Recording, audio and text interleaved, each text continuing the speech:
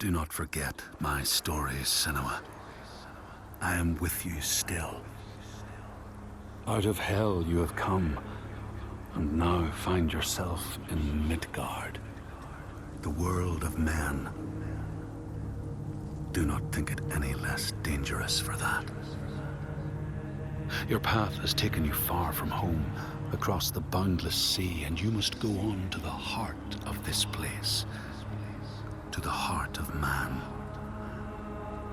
You have seen how the Northmen journey out to conquer, and this is one of their lands, as icy dark as Niflheim, yet as fiery as Muspel. It has not long been claimed, and they try still to tame it.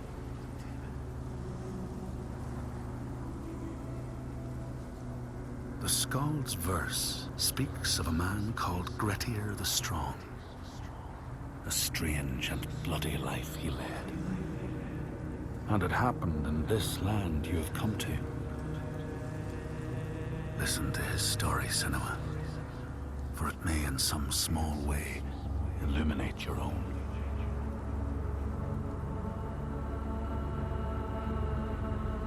The Skalds say that in Grettir's time, a nearby farm was plagued by hauntings. A shepherd called Glamour was killed by some evil force, found dead in the snow, bloated and black. His body could not be taken to burial, because he was held fast to the ground. So it was left. 3 days after his death, the body was missing.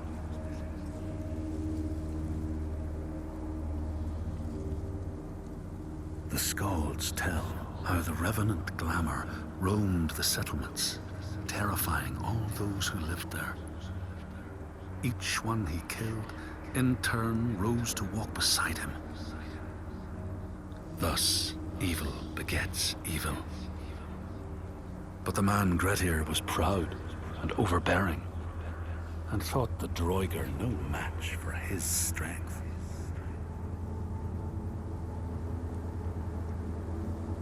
The Skalds say that Grettir fought and killed the Droiger Glamour, but not before Glamour had cursed him.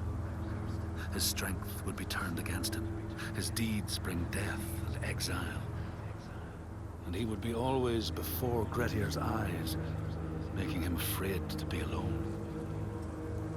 He saw all sorts of phantoms wherever he looked, and thus people who see things that aren't there are said to have Glamour's eyes.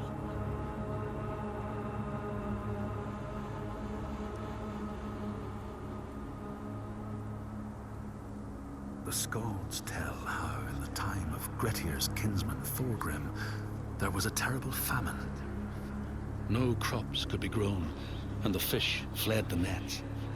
It lasted years, and the people were desperate.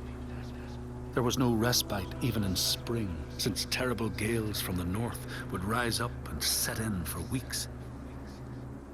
This is a cold and unforgiving land, Senua.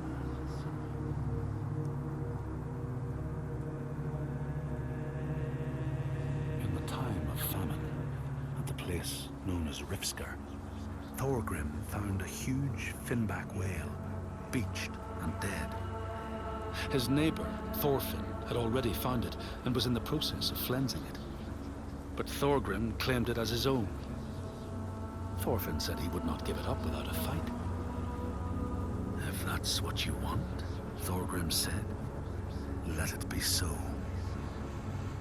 And he launched a blow at Thorfinn, cutting off his head in one strike.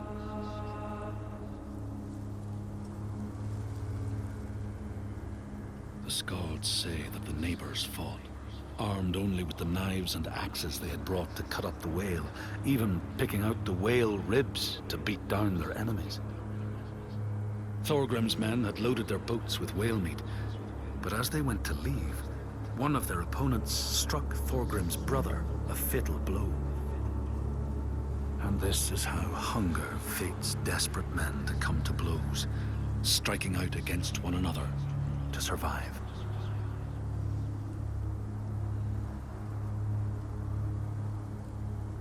The Skalds speak of the time Grettir, traveling with some others, ran into rough weather and docked their boat on an island. They had not brought fire with them, and the merchants complained bitterly. Seeing a great fire blazing on the other side of the strait, Grettir said he would swim over to fetch it. He took off his clothes and struck out across the water, wearing nothing but a cloak.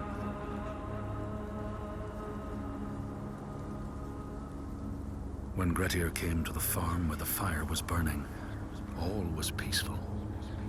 By the time he reached them, his cloak was frozen stiff, and he looked like nothing more than some huge troll. The frightened farmhands struck out at him with the first things to hand, the burning logs from the fire. Grettir fought them off and got the fire he sought. But the sparks from the logs spread fire all over the house, and nobody survived the blaze.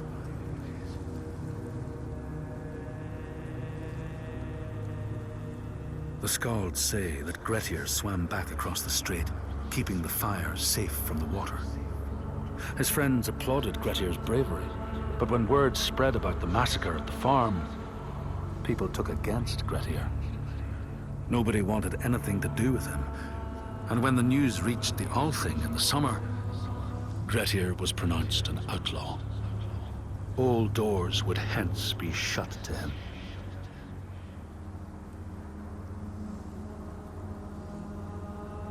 The Skalds speak of how Grettir, now an outlaw, took rest on the island of Haramsoi with a man called Audun. Grettir saw a great yellow glow like a fire rising from the ground. Audun told him it was coming from the burial mound of Kar the Old, who ever since he died had haunted the island, and warned him to stay away.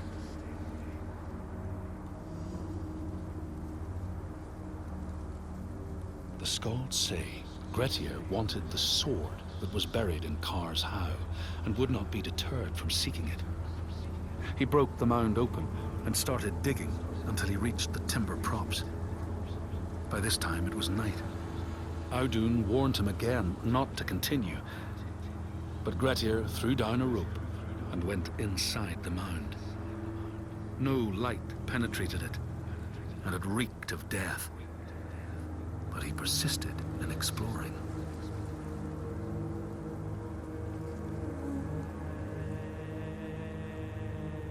Grettir found the sword he was seeking, Kar's loom, buried in the grave mound. He went to leave, but before he could reach the rope, something grabbed him from behind, and Grettir realized the mound dweller would not let his treasure go. The two fought ferociously until Grettir got the advantage and chopped off the revenant's head.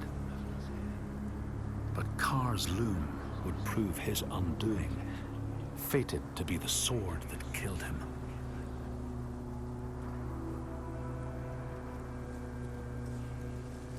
The Skald's verse tells how Grettir made many enemies with his proud and overbearing nature. Always quick to anger, his strength and fighting prowess meant that even the most trivial of quarrels met a fatal end. The kinsmen of those he killed or maimed were angry, and because he was an outlaw, no one was allowed to help him.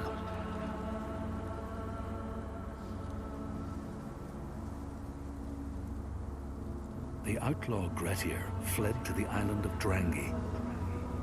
His enemies knew he was there, but he was still so strong and fierce, nobody could shift him. Thorbjorn, first among his foe, sent his foster mother to see Grettir. She was a Seithkona and very wily. She enchanted a tree branch and sent it to wash up on Drangi. Grettir tried to cut it up for firewood, but his axe flew back and struck him in the leg. The wound blackened and festered, and Grettir feared his time was close.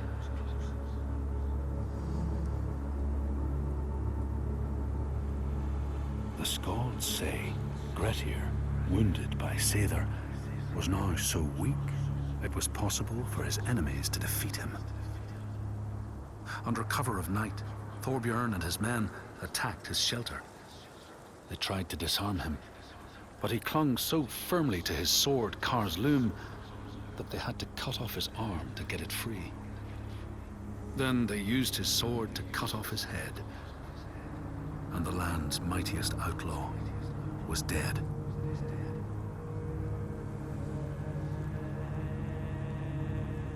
As the Droiger glamour had predicted, all Grettir's brave and fine deeds brought him misery. So fate makes prisoners of us all. But it was Grettir's nature that made him fight the Droiger, and Grettir's nature that led to blood feud and exile. So what is truly our prison, Senua? Is our path ordained, and we powerless to change it? Or do we blame uncertain powers for what we ourselves ordain?